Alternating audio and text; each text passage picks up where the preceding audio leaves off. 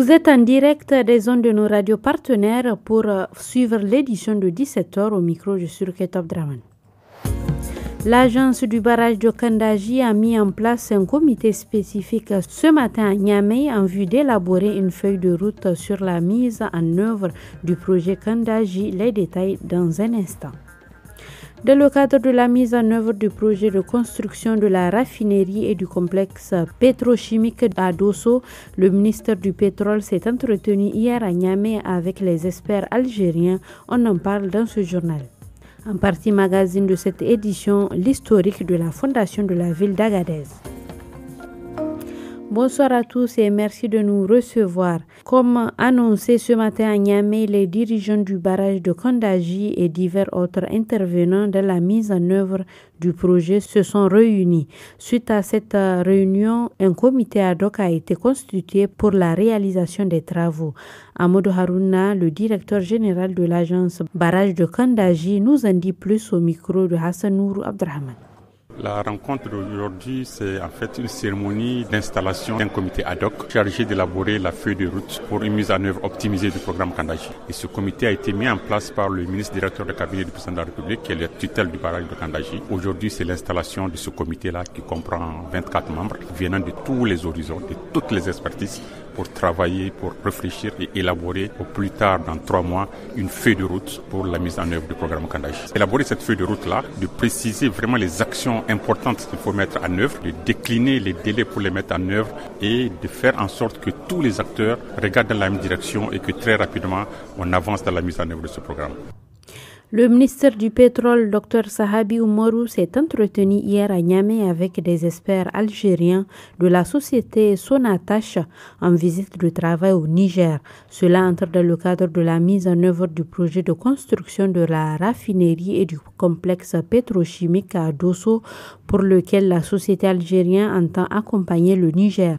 Selon le ministère du Pétrole, l'Algérie s'est également engagée à accueillir dans leurs différentes raffineries des ingénieurs et techniciens supérieurs nigériens pour un renforcement de capacité. Il a précisé qu'une quarantaine est déjà présélectionnée pour une immersion.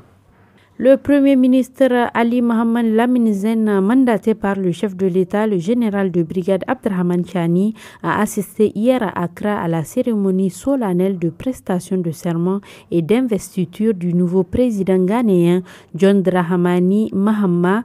Il succède ainsi à Nana Akufo-Addo qui quitte le pouvoir après 2 ans de mandat. Pour rappel, John Dramani Mahama a déjà dirigé le Ghana entre 2012 et 2017.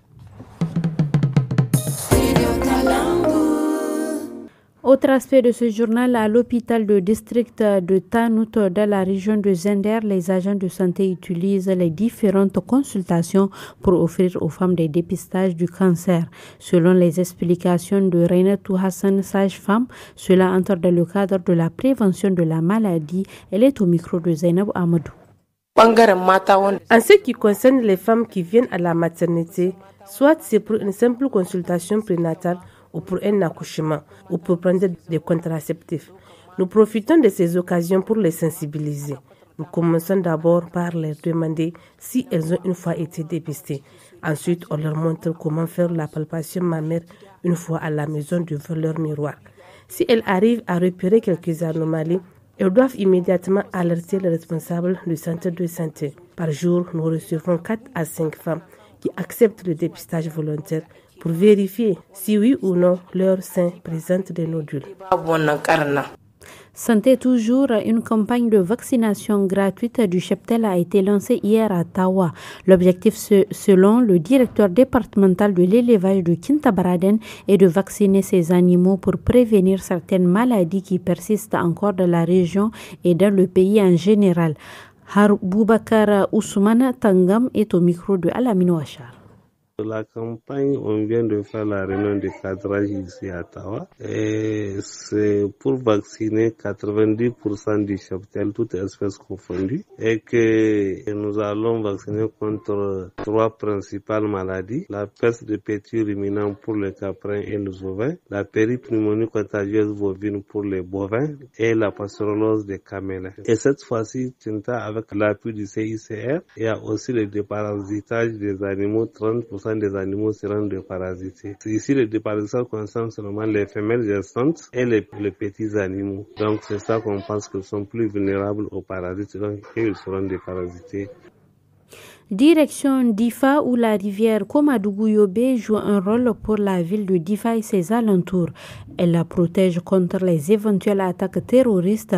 Cependant, lorsque son niveau commence à baisser, la crainte s'installe au sein de la communauté. Face à cette situation, le chef de village de Gaskerou, Boulamagoui, appelle à un renforcement de sécurité dans la région afin de permettre aux riverains de vaquer à leurs occupations. Il explique au micro de Guy Abdrahman. Dieu merci. Présentement, à Gaskerou, la paix est revenue comparativement à l'année dernière. Et cela grâce à la présence des militaires qui assurent notre sécurité. Les eaux qui ont inondé partout commencent à se retirer progressivement, ce qui va permettre à la population de cultiver. C'est seulement avec la sécurité que les gens vont pouvoir travailler la terre. Cette activité va aussi occuper les jeunes, ce qui va leur permettre d'être à l'abri des mauvaises pratiques.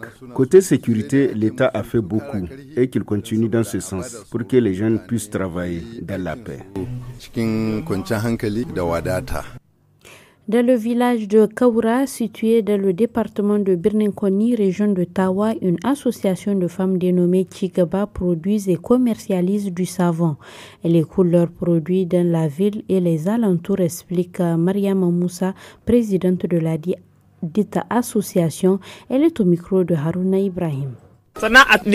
La vie coûte cher, le commerce tourne au ralenti. C'est la difficulté dont nous sommes confrontés actuellement. Après un moment de réflexion, nous avons jugé utile de changer de tactique. C'est ainsi que nous avons embrassé le commerce du savon. Nous produisons et nous vendons sur place et au marché environnant. Nous amenons le savon jusqu'à Bazaga. Nous avons engagé 2 femmes pour s'occuper de la vente. C'est du savon qu'on utilise pour le bain et la lessive. Il donne beaucoup de mousse. Nous vendons l'unité à 200 francs. Mais compte tenu de la cherté de l'huile, nous avons augmenté le prix. On vendait à 300 francs l'unité. Et comme le prix de l'huile ne fait que grimper, nous vendons jusqu'à 500 francs le savon.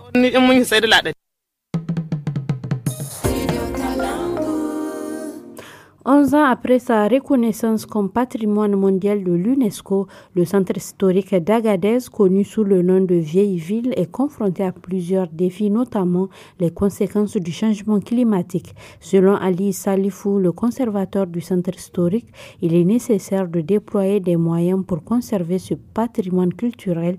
Il est au micro de Assoumana China.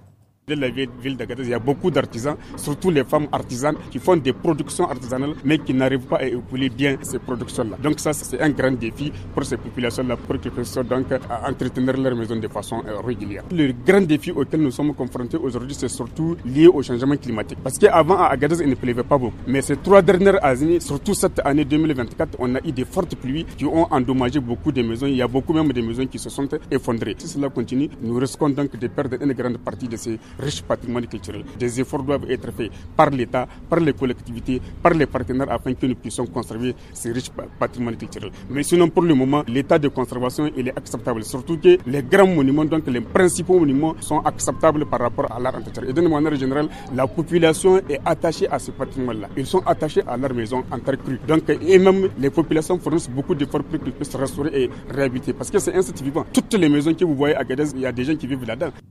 Du sport dans ce journal, dans le cadre des préparatifs du championnat d'Afrique des Nations prévu du 1er au 28 février 2025 en Tanzanie, Ouganda et Kenya, l'équipe nationale du Niger, le MENA, a entamé en début de semaine des séances d'entraînement au centre technique de la FENIFOOT à Niamey. Pour en savoir plus sur cette préparation, écoutons Harouna Doula, entraîneur du MENA local au micro de Salamot Kadir. Depuis notre retour du Mali, on a donné une semaine de répit aux jeunes. On a repris depuis le lundi. Le moral est bien.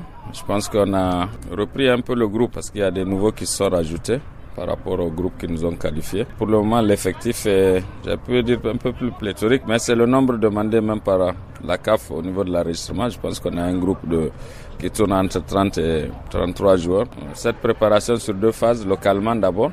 Là, nous aurons 2 semaines de stage à Niamey.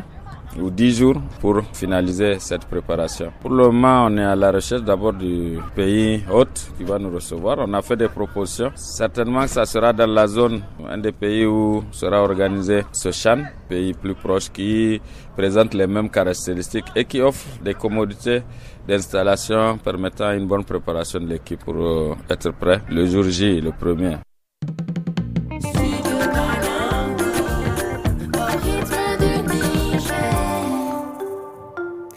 La partie magazine de ce mercredi nous amène à la découverte de l'historique de la fondation de la ville d'Agadez.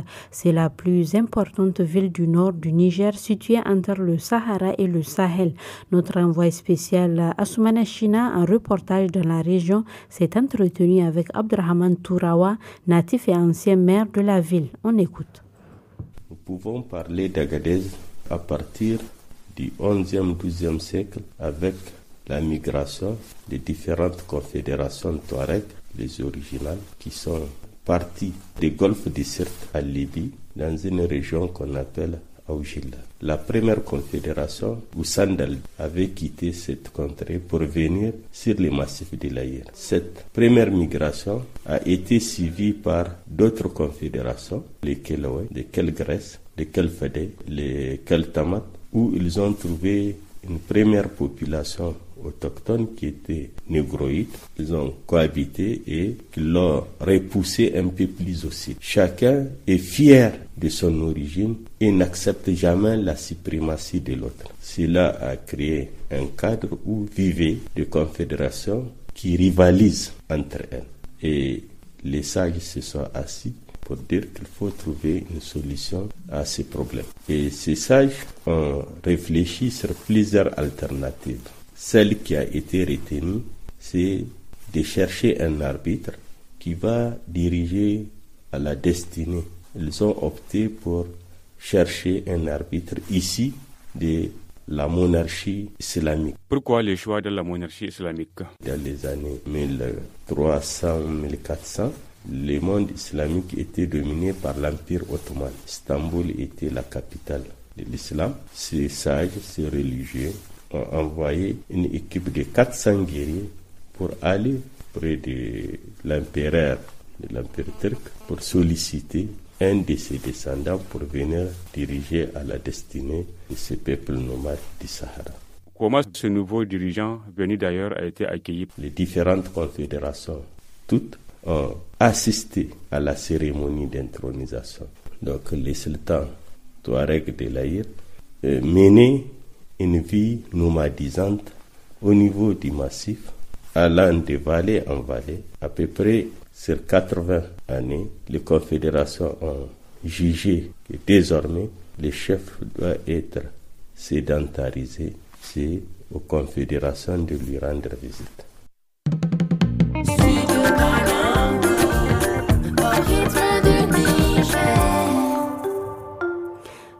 Et c'est ici que prend fin ce journal. Merci à vous de l'avoir suivi. Au revoir. Réécoutez les journaux et les magazines sur le 325 avec la puce RTL gratuitement jusqu'au 5e appel, puis 15 francs par appel. Le reste des productions sur l'application Studio Kalangu disponible sur Play Store.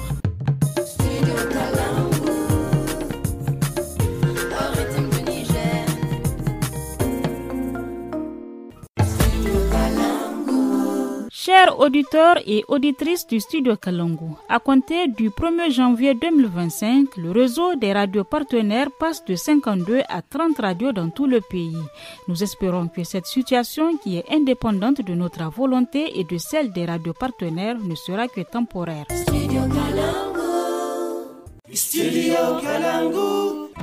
Tous les jours, écoutez les programmes du Studio Kalangu sur les ondes de nos radios partenaires. Et sur WhatsApp au 80 06 88 54 à partir de 17h. N'oubliez pas nos rendez-vous hebdomadaires. Lundi, nous abordons une question de droit dans la partie magazine. Mardi, suivez le magazine Bien-être à la fin des journaux et le forum Espace Femmes à 18h15. Ne manquez pas le forum de la presse du vendredi pour le décryptage de l'actualité de la semaine. Samedi et dimanche, place à l'actu des jeunes à partir de 17h, suivi de Tous à la Fada. Et Studio Kalangu au rythme du Niger.